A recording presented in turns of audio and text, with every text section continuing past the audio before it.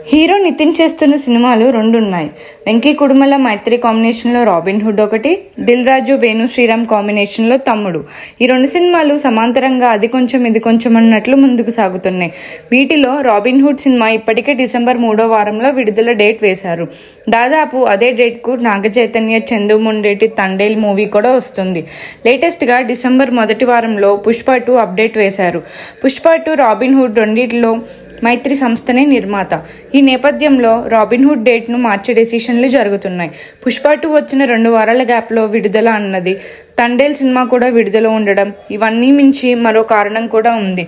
దిల్ రాజు నిర్మిస్తున్న తమ్ముడు చిత్రం ఫిబ్రవరిలో భీష్మ డేట్కు విడుదల చేయాలనుకుంటున్నారు. అందువల్ల గట్టిగా 2 నెలల గ్యాప్లో 2 సినిమాలు అవుతున్నాయి. అందుకే రాబిన్ హుడ్ సినిమాను నవంబర్కు మార్చే ఆలోచనలు చేస్తున్నట్టు తెలుస్తుంది. అక్టోబర్ నుంచి డిసెంబర్ మధ్యలో మంచి డేట్ దొరికితే ఆ డేట్కు రాబిన్ హుడ్ను విడుదల చేస్తున్నట్టు ఆలోచనలు జరుగుతున్నాయి.